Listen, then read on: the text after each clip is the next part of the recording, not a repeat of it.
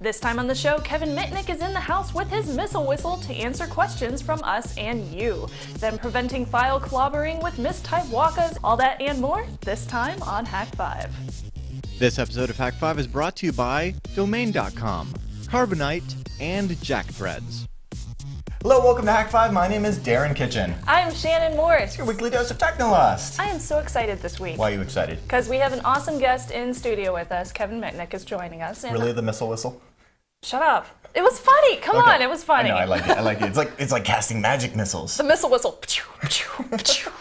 Suddenly I want to play D&D. Anyway. But yeah, so you're excited because I gotta say, I was watching the interview. I really enjoyed it thoroughly. Thank you. Yes. I enjoyed it too. It got like mad XP. I mean, the book was awesome, so I was really excited to discuss it with him. But and if you're totally missing out on that and you don't know who Kevin Mitnick is, you're about to find just out. Stay tuned. If you know and you're a hater, that's cool. This one's not your episode. But otherwise, I'm really stoked because, I grew up in the phone freaking scene and that's really cool. So I hear we have a gift. We do have a gift. A gift from a fan. Or as we know it as, the new Can I What's get it? in the Box segment. Yeah, go ahead. Okay. Yay. All right. Have you seen what's in here? Yeah, I have it. I haven't seen it. This is a gift for all of us from our friends in Ireland, Aoife and Rob, otherwise known as Archiver. Oh my god. And yeah, we got Cadbury chocolates. There's one for Paul, and there's one for me, and there's one for you. And Jason Applebaum's back there, and he's looking at this one. We're going to have to save this for Kirby, so I'll take both of these. Kirby can't eat chocolate. Oh, Don't you're you right. dare give her chocolate. I will not hurt supposed you. to do that? No. Oh, okay. Don't give cats chocolate. That's a big no-no. Thank you, Archiver. Oh my god. Thank you, Aoife. I am so excited. You know what? Just let's cancel the episode. I gotta go eat this. All right, well then we'll make it a quick A block. And go ahead and throw to Shannon with her wonderful interview with Kevin Mitnick, and we'll see you guys at the end of the show, and hopefully she won't have eaten all the chocolate and be like, bah!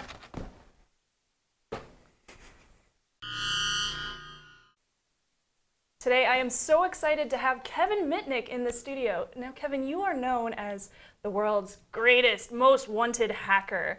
So I have a question. Okay. Can you really hack NORAD and fire off missiles? Well, you know the old adage, if I told you, I'd have to kill you, but I don't want to do that. But Don't do that. I've been practicing, and you have? I understand you guys might play the secret whistling codes at the end of your show. We might.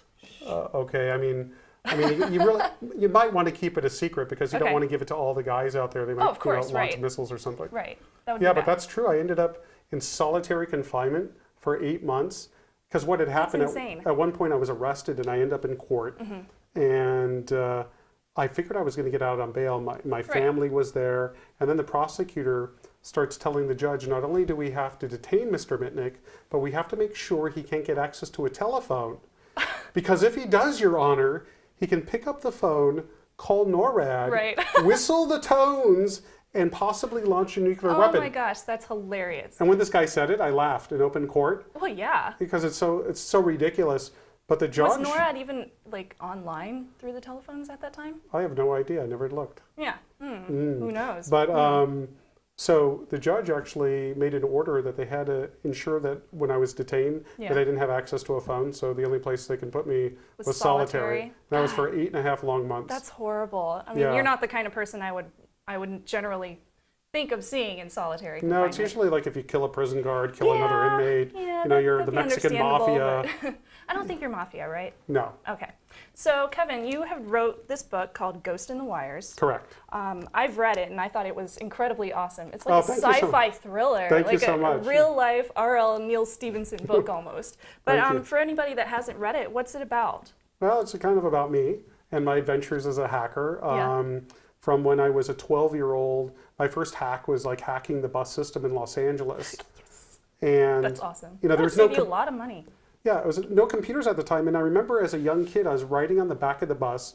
And in Los Angeles at the time, they would give you a transfer if you paid an extra dime. Right. And it was this piece of paper, and it had the driver punched holes, meaning like what bus line you are, what direction you're going. But it was a special punch. Every bus driver had like unique shapes.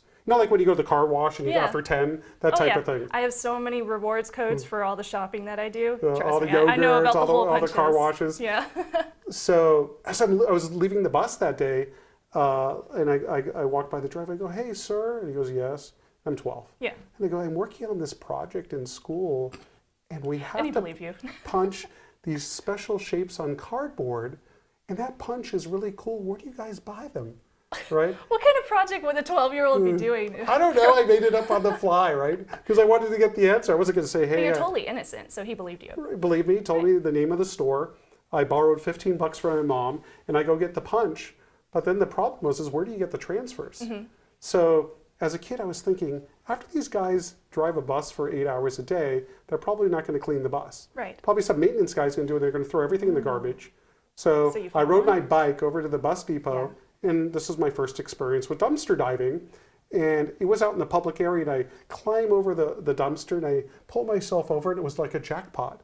It was all these discarded books of transfers. That's awesome. And so I was riding around Los Angeles for free, and I had no idea what I was doing was wrong, because even when other people were waiting at the bus stop, Yeah. I'd say, "Hey, I can punch you a transfer." And I used to punch transfers for people just sitting at the bus stop. That's very good heart of you to do Yeah, that. I mean, it That's was so good nice. spirit. Yes, yeah, a good Samaritan. So you ended up going to jail for things that people thought you had done and going through a ton of court, and you even ended up in solitary confinement at one point.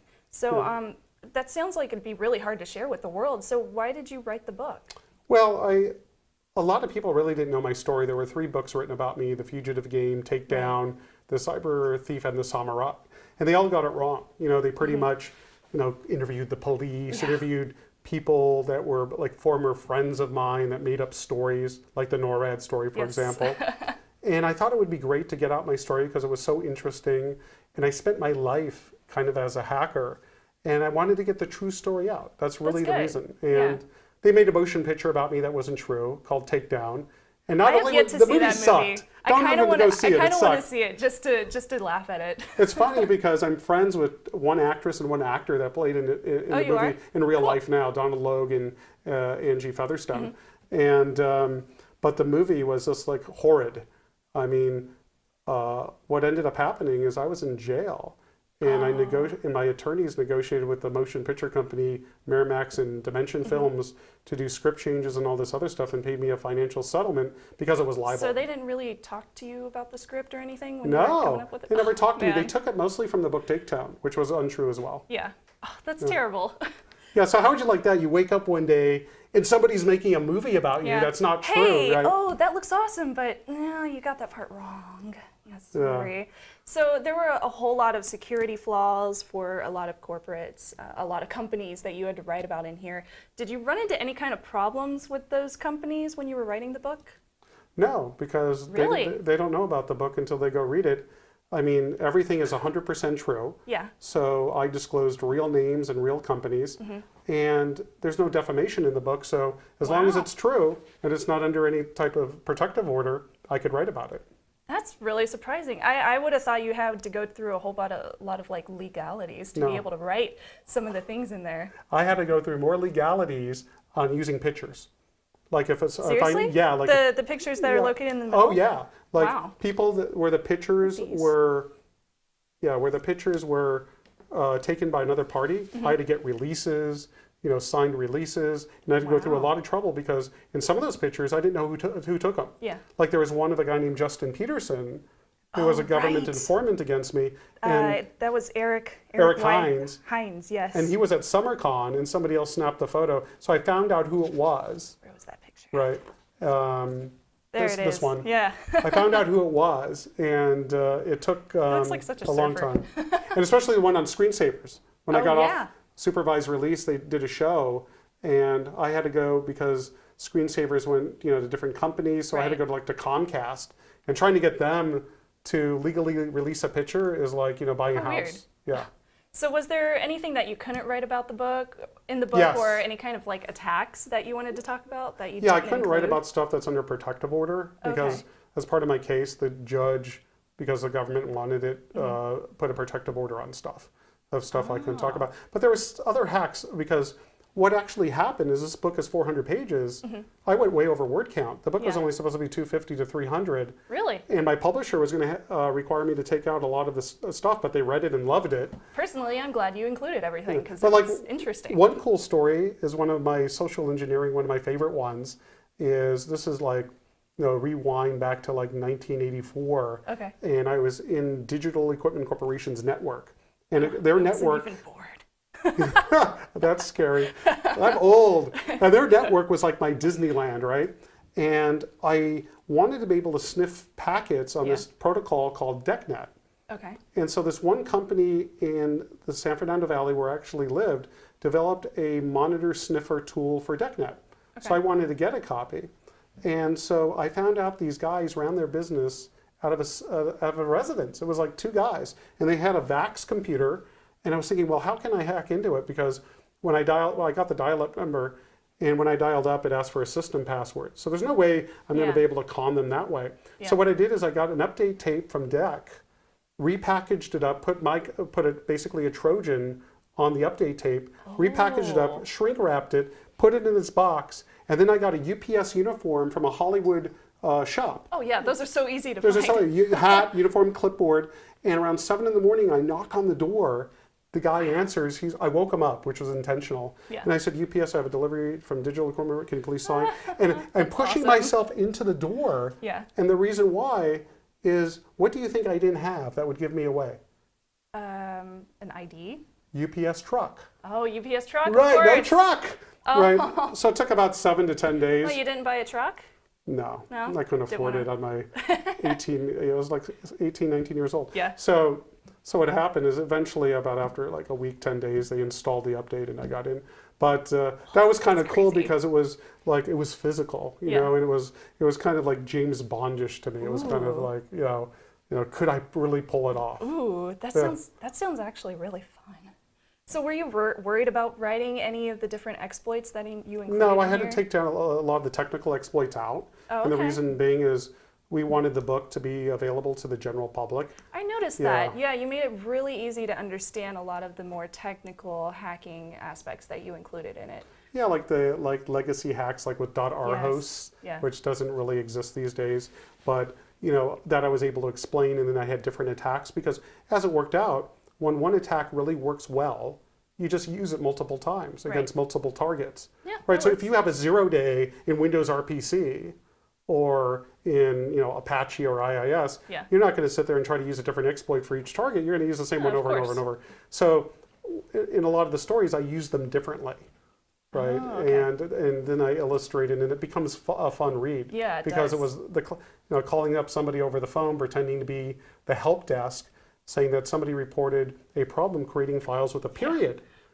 And then this guy, this love that. engineer I love goes, that one. I said, did you report it? And no, but can we try it out? And I said, do you have a .r host file? And the guy goes, no, Like, what's no, that? Yeah. I said, okay, let's try creating one. So I have him create the file, so it And he does basically it. allows me into a system. And they say, okay, it works. So I'm going to cancel the trouble ticket. Now you can remove the file. The guy's clueless, and I got into his box. I mean, so it was all these different types of ways of using social engineering Yeah. and technical hacks to get in. Wow, Yeah. that's great. Now, speaking of people that you might have social engineered, and same with the people that might have accused you of things, did you worry about any of the people that you had written about in the book? Like, did any of them confront you or anything Well, like that? one did. I was working for this lady named Elaine Hill at a law firm, Home Roberts and Owen, and this is when I was a fugitive in Denver. Yeah, And she was I one of my remember that. bosses, right? So she wrote me on LinkedIn. She goes, oh, hi, Eric/Kevin, because I was under the name Eric Weiss, Oh, the real name for Harry Houdini at the Right. time. And she goes, my husband is loving your book. And by the way, because I characterized her as a school teacher personality, Mm-hmm. Yeah. right? And she goes, you're not going to believe what I do today. And she told me that she's now a school teacher. So Aw. she goes, you got me right on. that's so cute. Yeah. So now that the book is out, did any of those people, because you had a lot of people that had lied to get you in trouble, did any of them come up to you and say, hey, I'm sorry for saying No. that when they saw this book come out? No, not Really? at all. No, none of my past. I would have. My past hacking partner who was hacking with me for a number of years Yeah. and was Louis DePayne, and he's not happy about the book because I wrote that he cooperated with the government, but he wanted to clarify with me that he was cooperating after my sentencing, so it would have had no effect on me. So he was not really an informant. So he was kind of disappointed that I wrote about him in that way. But I just try to be 100% frank and honest. With the book. Domain.com is owning the competition with cheap domain names and hassle-free service. Our Hack 5 fans are making Domain.com one of the fastest growing domain registrars in the world. And if you're setting up a website to show off your pictures of your cat, brag about your new boating skills, or do something business related, Domain.com is the best place to buy a domain name for your new idea. Domain.com's easy checkout process makes it simple to find your domain name and set up your website without hassles. Domain.com's domain discovery system quickly shows you available names, making it easy to select the domain extension that's right for you. Find a sweet.com or get a .co and save a character. Already have a domain somewhere else? It's cool. Transfer it to Domain.com for only $7.61 and get an extra year free. The guys at Domain.com are huge fans of Hack 5 and they want to hook up other Hack 5 fans. Use the coupon code HAK5 and get 15% off your next domain purchase or transfer. It's only $6.47 for transfers. Don't forget, when you think domain names, think Domain.com.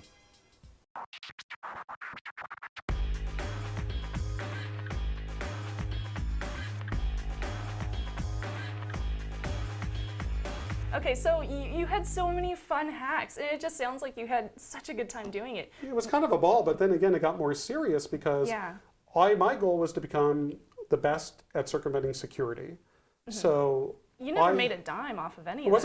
It wasn't money. It was adventure, seduction and adventure, curiosity and challenge. So you never even wanted to make any money off of it? No, not like, really. You never I wanted to be the best at. Kind of an itch to do it. No, I wanted to be the Harry Houdini of like hacking, and so I went after the source code of operating systems like VMS at the time, and hacked into DEC and took a copy of the source code.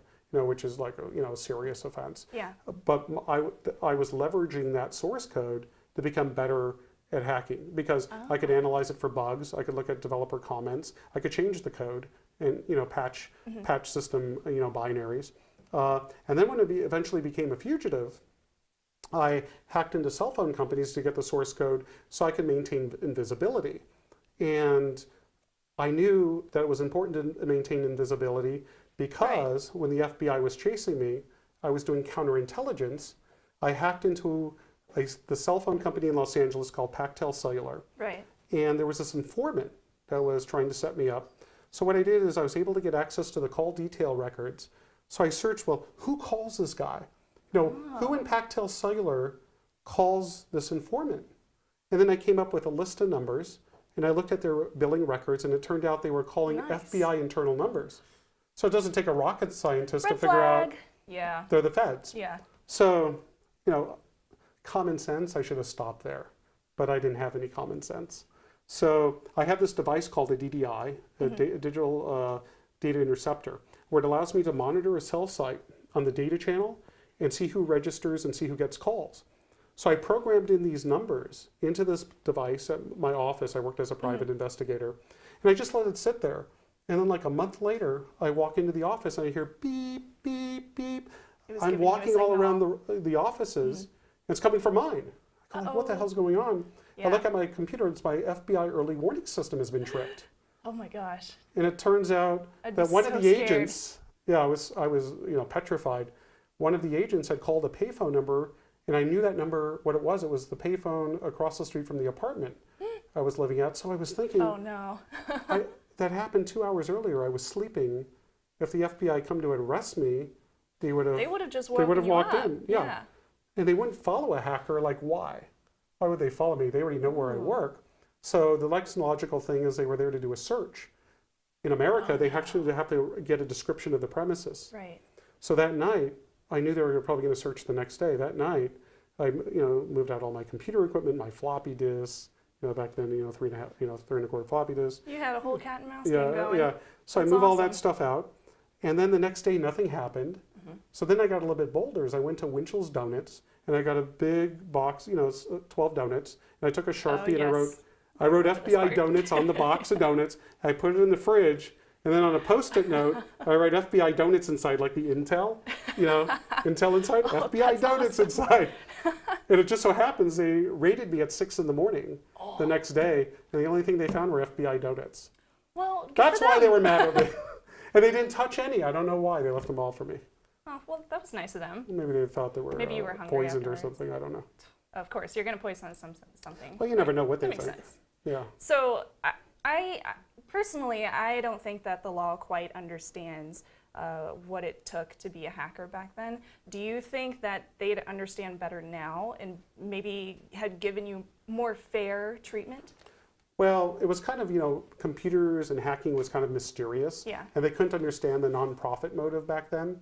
So today we're post 9/11. Right. So they probably would have treated me worse. Oh. Yeah, who knows? But to be That's a locked good up in point. solitary confinement on some myth they could launch nuclear weapons, who really knows? I was kind of the guy. They wanted to make the example, Yeah. to set an example for everybody else. If you hack, this is what the federal government is going to do to you. And in fact, there was this guy at Novell who I called up and convinced to set up an account on one of their terminal servers. And this guy, his name is Sean Nunley, and he asked me to call his voicemail, leave the password I wanted, and I did. And he set up the account and I used it, but he never deleted that voicemail. And then when they figured out what was going on, they turned that voicemail over to Novell Security. It went to the San Jose police. Yeah. But they play the recording. It's just a voice. They don't know who it is.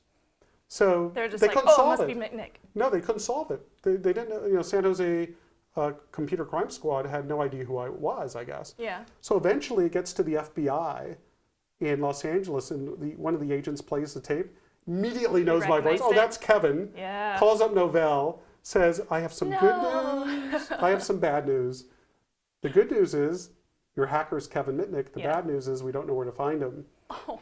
So what eventually happened is when I was arrested and they held me for so many years without trial, is Sean called up my attorney, talked to the prosecutors like, what's going on with the Mitnick case? And how can you hold him for years without a trial? And one of the prosecutors tells him, according to Sean, is we're going to teach him a lesson and send a message, and we know we're violating his rights, but we don't care. So Sean... That sounds so unlawful. Yeah, so Sean was shocked, so he called my lawyer, my defense lawyer, offering to help me, and this is the guy I conned.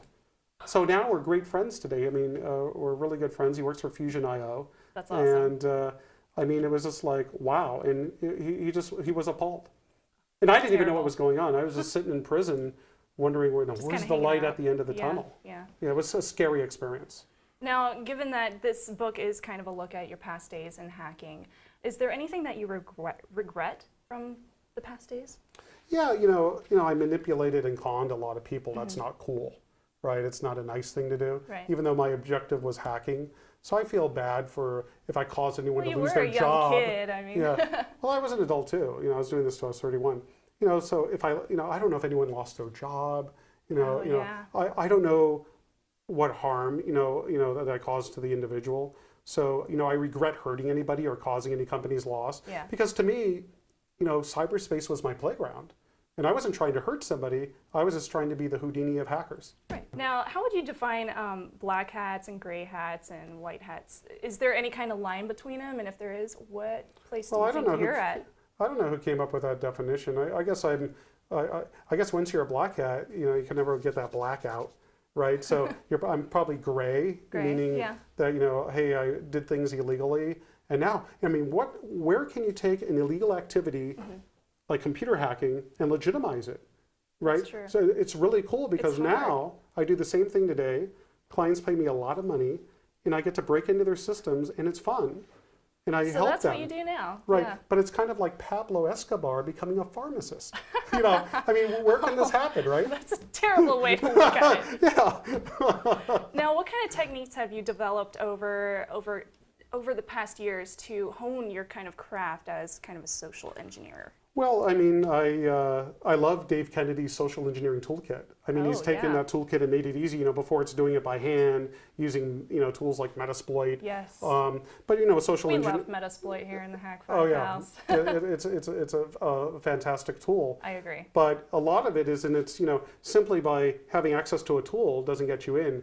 You have to really be meticulous at creating the situation where you're going to get somebody to fall for it and not realize after they click or to give you information over the phone that they made a mistake. You kind of had to be an actor almost. Yeah, exactly. That's cool. One of the attacks in my book is this was actually in a pen test, and what ended up happening is I bought an HP printer and created the CD, had somebody do the art. And basically created with the drivers with a Trojan, right? Oh. Packaged it all up and called one of the executives at this company and told them I'm with the HP Executive Early Adopter Program. We'd love to have you on the program. We're going to send you, would you like a free printer? And of course, they're not going to say no. They're not going to say no. Yeah. And I reminded him it's very important because of a bug I asked him, what operating system he's using. It was Windows. If you're using Windows, make sure you install the CD. They did it. Or I mean, he did it. And it's coming up with the ideas because the attacker wants to get software or malicious code on the box. They, usually that's it. Like all the attacks today are using social engineering to drive a client-side exploit in Adobe Flash and Office documents and stuff like that. Or getting somebody to make a mistake, plugging in that USB drive, installing a piece of software. So you kind of think of a situation where it says where somebody wants something. And it seems so reasonable, and the risk. You open an HP printer and you see the CD, and it looks exactly like HP's. You're not looking at it for a counterfeit. Yeah. I mean, you're like, that's it must be reasonable, real. right? Yeah. And it works. Of course. Yeah. So in all the social engineering, both technical and social engineering pen testing that we've been doing since 2003, we never failed. Really? So does that tell you that we're really good, or does that tell you security is really bad? In my opinion, security is really bad. I agree. There's a lot of low-hanging fruit out there. Yeah, there is. So do you have any new projects coming up? Well, I finished my book. Right now we have... Which was awesome. Right, thank you so much. We have a potential television series. There's a huge network that is sending the book to... They sent the book to the writers. Have you told anybody about this? Or no. We're the first to hear. Yeah, but it's a shot in the dark. That's Hollywood. That would so be right now really it's with cool, the writers. Though. If the writers want to do it, then they'll probably green light a pilot to do a pilot, and we might have a television series based on the book. I don't know. I'm praying. So I'm really looking forward to that. And I joined awesome. This company. It's not announced yet, but this company develops internet security awareness training. Nice. Products, because how do you prevent social engineering is in corporate environments, you have to simulate attacks on the users, right? To inoculate them, it's like having a flu shot, right? You don't want to get the H1N1, so if they give you a little bit of the virus, your body builds that immunity. Yeah. Same thing, it's the same psychological idea with social engineering, is you attack the users over a period of time, you inoculate them. Now when the real attack comes, they reject it. So I'm just joined this company in an executive position to help create this product that will help companies prevent the future Kevin Mitnicks from getting it. Oh, the future Kevin Mitnicks. The future Kevin Mitnicks. All the little 10-year-old ones up there. Yes. So for the 12-year-olds with the bus punch. Yes, for the 12-year-olds with the bus punch, the budding hackers. Do you have any kind of best traits that you think that they should have, or any kind of? Well, think fast on your feet. Think faster. And to me, hacking was all about the passion, right? I mean, I was just so. I it was agree. just something and I loved to do. You're so passionate about it. Right. It's awesome. I mean, it's like a guy that plays soccer goes out and practices, 8 hours a day. It's because he wants to be the best soccer player. Yeah. Well, I wanted to be the best, hacker at circumventing security, because to me it was like magic. Because I actually started, and I mentioned it in Ghost in the Wires. Yes, you started with that. How I started hacking was wanting to perform magic tricks. And then I met this kid in high school that can perform magic with the telephone. He was a phone phreaker. So I got involved in this hobby, and one of my first phone phreaker hacks, this is funny, was to change my friend's home phone, another phone phreaker, to a payphone. So whenever he or his parents would try to make a call. You know what they Right. would hear? What? Listen. The call you have made requires a 10-cent deposit. Please hang up momentarily, listen for dial tone, deposit 10 cents, and dial your call again. So That's great. So they'd hear this recording. My friend would call me, put it back, my parents are going to kill me. So then you know what I do? Change it to a prison phone. So they no. can only make collect calls. So I just like playing with the system. I was a prankster. Oh, that's so funny. So if you could talk to your 12-year-old self now, what would you say to him? Wow. Well, I mean, the world has changed, right? I mean, Yeah. from when I was 12, I mean, right now, everybody has access to tools, like your favorite one is Metasploit. They have access to technology. I mean, this did not exist. Yeah. My first computer was in high school, was an Olivetti terminal with an acoustic coupler modem at 110 baud. Oh my That's 10 gosh. characters a second, right? At that time, I think my dad had one of those. That's scary. Showing my age again. So anyway, a terminal, a VT100 terminal and a modem would cost you $3 or $4 grand. Wow. So it was unaffordable. Gosh, that's insane. Yeah, unaffordable for me to learn about technology. So what I used to do is roam through Radio Shacks in the San Fernando Valley Yeah. and at college campuses, trying to hijack computer time so I could learn about technology. Oh, that's so fun. Well, Kevin, thank you so much for coming on the show today. Now, right after the break, we are going to have some awesome viewer questions for you. I don't know what these are yet, so Okay. be warned. But we'll be right back after this break. Computer disasters eventually happen to everyone, but if you get Carbonite Online Backup before your disaster, then no need to worry because all of your files will be backed up automatically and safely off-site. And getting them back is really easy to do on any computer or your smartphone or the Carbonite iPad app. You can access them anytime, anywhere, and with Carbonite Unlimited Backup for PC or Mac, it's just $59 a year. But if you use the offer code HAK5 when you start your free 15-day trial, you get 2 months free if you decide to buy. All the details are over at Carbonite.com, and remember to use the offer code HAK5 to get yourself 2 months free with purchase.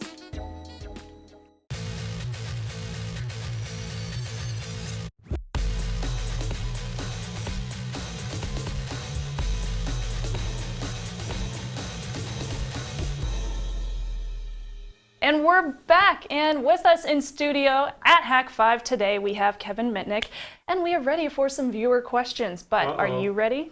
I don't know. I'll take Don't it worry. as they come. Don't worry, they'll be pretty easy. All right, so the first one comes from Philippe, or Philip. He asks, what do you think about the recent hacking activities of groups like Anonymous and the release of classified documents on the web like WikiLeaks?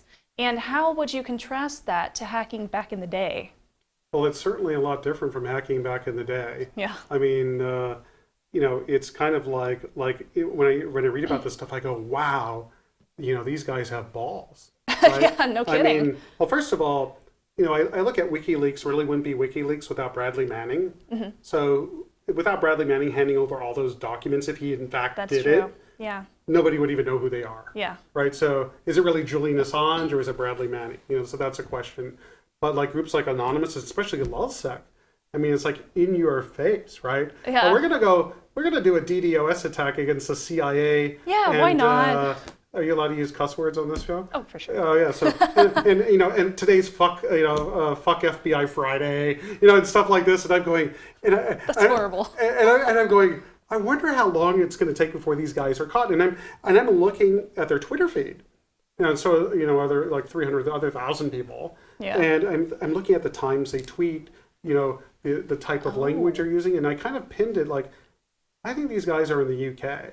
Oh, Right? yeah. And Yep. eventually there was like 2 guys arrested in the UK that were like leaders of the group. And it didn't surprise me. They're like 19, 20 years old. Yeah, of course. But the sophistication They're of their ballsy. attacks, right? They're using low orbit ion cannon to do denial of service attacks. That's stupid because that's doing a full TCP handshake, right? So there's no way to spoof your source address. Right. Right, so I'm thinking that's kind of stupid, and and then more sophisticated users or members of Anonymous or LulzSec are really exploiting SQL injection. So again, that goes to the answer. Even with myself, was I really that good, or the security that bad? So I really think it illustrates there's a lot of low-hanging fruit out there. Right. tremendous amount. I mean, look at Sony. What would they hack 22 times? Oh my God. I don't even know. I stopped counting a long time ago. I bet their CSO is having a bad day. Of course, there's different, subsidiaries of Sony Right. that are getting compromised, but it's just like they went wild after Sony, right? And That's just true. took him down. I don't know if it had to do with George Hotz and that whole suit against him for cracking the PS3, or if it was just, hey, this is a cool target. Right. Cool. Well, thank you, Philip, or Philippe, however you say your name. The second question comes from Nate. He says, who do you look up to? Harry Houdini. Of course, yeah. Bruce Lee is one of my idols. I really look up to Steve Wozniak. Oh, yeah. Because, the guy is an amazing guy. He actually did the foreword in my book, Right, which was yeah. amazing. That was really good. I wasn't expecting he would agree to it, but he did. Kind of, again, I like the spy type of genre type stuff, but really like Harry Houdini because I love magic still today. Bruce Lee because, he like the ninja, Of course. martial arts. And people like Woz who are like engineers and, changed the world. Yeah. People even like Steve Jobs. I never met the guy, but he's, created, in my pocket, I have an MP3 player, I have an internet browser, and I have a telephone all in one device. Yeah. I mean, without him, being the captain of the ship, I might not have that in my pocket. You might not have this laptop that you're That's playing. right. Yeah, same thing. All right, thank you, Nate.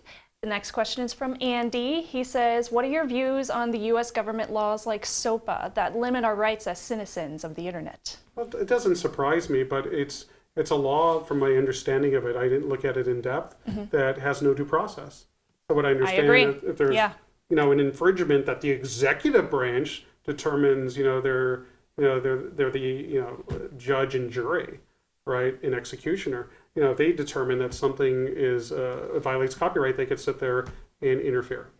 Basically It's stop bad. DNS resolution, and I think that's terrible. And once, as we learned, as Americans we give up rights like the Patriot Act, they usually stay, and they're forever gone. You never get them back. And what even surprised me, and I tweeted this the other day, is there was a law passed in Illinois, but I think it was recently reversed, where it was actually a felony to record the police. Like if you watch you see the police officers beating a guy, and you're with your iPhone you have recording your cell it. phone recording it. So this guy was facing 75 years in prison. So I tweeted, I go, this is proof that we're actually in a police state. That's amazing. Thank God, from what I understand, a judge struck that down as unconstitutional. Good. But just in that one state doesn't mean these other states that pass the same law. Yeah, they it might hasn't end been up tested following. yet, so someone has to get arrested, get a lawyer, and jump through all those hoops. Let's hope that doesn't happen. All right, the next question is from Jutsi. He says, Kevin, in your book you describe your hacking as an addiction, and it is constantly your downfall and your savior. How would you describe the insatiable itch of hacking? Well, I'm still a hacker today. Yeah. But and to me it was like a complete passion. I don't know if you can call it an addiction or an obsession or just passion. I'm not a psychologist, but I just was compelled to do this because I loved it so much. Right. And, and it drove me. And even today, again, I do the same thing, except I do it with authorization and I get paid for it. But it's still, I love hacking. The only, in pen testing, the only thing that is kind of the downside is I have to do a report. So the report is paperwork, and damn. that's the deliverable, right? So you're having fun, figuring out all these vulnerabilities. You still gotta in work. web apps, in people, in physical security. Yeah. And then you have to write a very, smart-looking professional report, and that's kind of like the work part. That's like, okay, I gotta do the deliverable. I guess it has to happen now and then. All right, this one is from an anonymous entry. He said, when you were a fugitive, what was the deciding factor for when to leave a place? When I was a fugitive, if there was any sort of risk. Now, when my first place I went to was Denver, and in the book in Ghosts of the Wires, you'll read that I actually was fired from my job at the law firm because they thought I was consulting on firm time, because I'd always be on lunch on my cell phone. Yeah. They didn't realize I was like running from the government, And at the time, and I wasn't even cell paying phones for were my so cell phone expensive. calls, right? Yeah. So, and then I decided, well, it would be too risky to set up a new identity in the same place. So I basically threw a dart. I threw a dart, and then I decided to look at Money Magazine to pick my new place. So I would, anytime I perceived a risk, and I would set up these early warning systems. Like when I was at the law firm, one of my jobs was supporting their telephone system for client matter billing. And so I put in some code into their system that if anyone in the law firm called the FBI in Denver or LA or the U.S. Attorney's Office in Denver and LA, it would send a page to my not to my pager. Yeah. So I'd have this early warning system. It was tripped twice. I was like freaking out, but it turned to be a false alarm that they were calling the civil division. Whew, that's good. So I always it was like 1 step forward, 2 steps back type of thing, or 2 steps forward, 1 step back. So I'd constantly be setting up these early warning systems, and if there was any a time where I should have stopped and got out was in Raleigh, where I was eventually arrested. Yeah, yeah, I agree. But oh well, I guess it happens. if it didn't happen, if destiny didn't take me there, I probably would never be on the show. That's true. Maybe I'd be still living out there running. Oh Who knows? man, and then we would have never met. That's right. The next question is from Anonymous Coward. Sounds War like a games? slash dot. It might be. War games, the net, or hackers? War games. Nice. Good Or- choice. No, or sneakers, I think is a really good one. Yeah, I never saw sneakers, but I saw the You net. gotta go rent and it. I'm a fan of. You have to. It's awesome. Yeah. Yeah, it's good. And I want to see the girl with the dragon tattoo is coming out. The Swedish film is going to be. The Swedish version is awesome. Okay, I haven't seen it. I'll have to go rent it. See the original. Yeah. Yeah, but the English version is supposed to be out in December. Yeah. So I'm really excited to see that. That's gonna So be you got really this, good. hot chick hacker. Okay, cool. Let's go. Why watch not? that. Yeah. Yeah, that's always a good thing. Yeah. What? All right, coming up soon, we'll be answering your viewer questions. But first, I have to thank you so much for coming on the show today. Thank you it's so been much. Awesome. Thank you, Shannon. Yeah, and you're always welcome back. We could go war driving or drink a beer or whatever. Yeah, that would be fantastic. I could borrow your antenna over there, and we could, hook it up Our and nice little see what, Yagi. See how far you can see get. how far we Maybe can the get, coffee exactly. shop downstairs. Never know. Yeah, there's a Won't tell Starbucks anybody. close. Shh, don't say anything. All right, we're gonna take a break, and then we'll check in with Darren for the nibble. If you love alternative apparel brands like Kid Robot, Hurley, and Stussy, but you hate wasting cash, get this. You could score these premium brands at up to 80% off every day at Jack Threads, the invite-only shopping club for guys. They're serving up street, skate, and surfwear brands at brain-melting prices. Best of all, Hack 5's hooking you up. That's right, skip the wait list and join free at jackthreads.com/HAK5 to start saving instantly without having to leave the house. It's time once again for the nibble, and I gotta thank Razor for writing in. He says, I was watching one of the latest episodes, and you mentioned how important it was to make sure you use 2 wakas, or at least that's what I call them, greater than, instead of 1 greater than when appending files from the command line, and I thought you might like to know about this little option for bash. It's set tac o no clobber. This command makes it so that you have to override the use with the waka in order to actually replace the file. So you can actually do so by typing waka bang instead, and if you tried to type like echo blah into a text file, it'll actually give you an error saying that the file can't be replaced, and you just go ahead and put it with a waka bang and it'll allow you to append. So here, let me give you an example. So if I echo tac and hello into clobber me, and then cat clobber me, we'll see that it says hello. And as we know, if I echo world into clobber me with 2 wakas,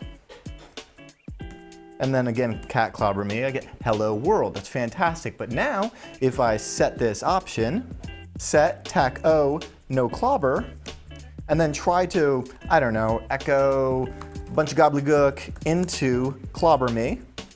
There we go. I can't overwrite the file that already exists. Thank you so much. If you guys have 4 bits you want to send by, hack5.org/nibble, we'd love to hear from you.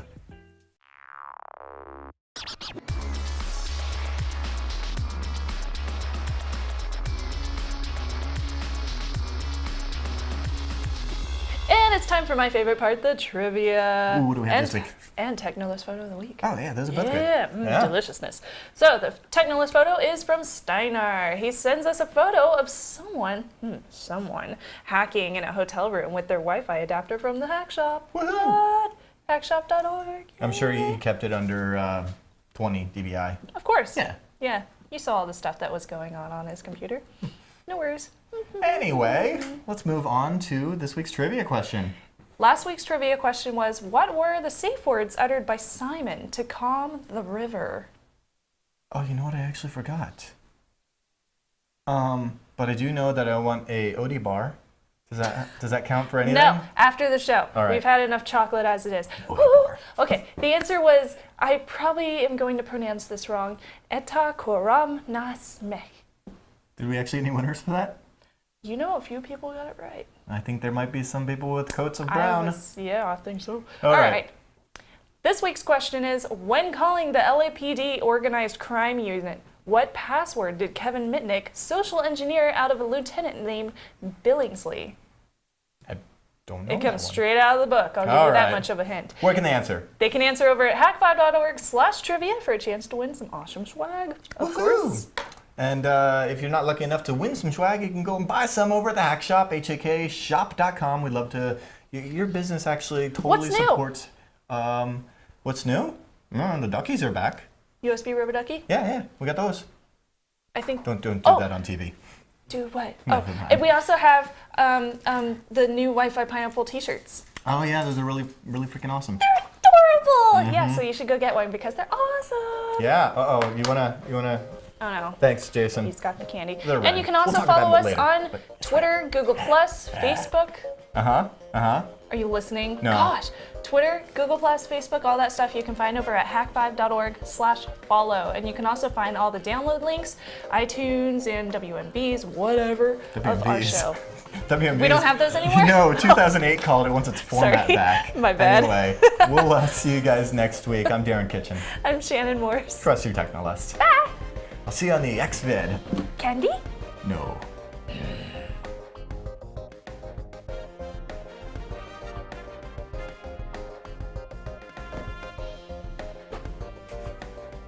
That was the most half-assed throw I've ever seen you do. You're like, boom.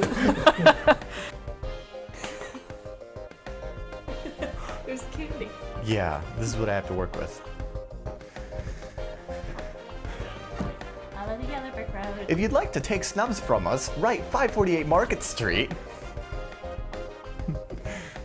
Send postage to I will take snubs off your hand. Please put her in a FedEx box and put some holes in it and Follow the yellow brick road. 548 Market Street, North 39371. Lock. It's big, it's heavy, it's wood. It's locked. It's locked. It's better than bone, it's good. You heard it from the horse's mouth. You know that shit like I know the bare necessities. It's the bare necessity. Actually, it's been the Shannon Show with more Shannon. So about those missile codes, by the way, can you really whistle those? I can. I You have, want me to I show have a you how? phone. Do you want to use my phone? Yes, please. Okay. How about this one? Okay, it's modern. It's no dial. Yeah, we're ready? Yeah. All right.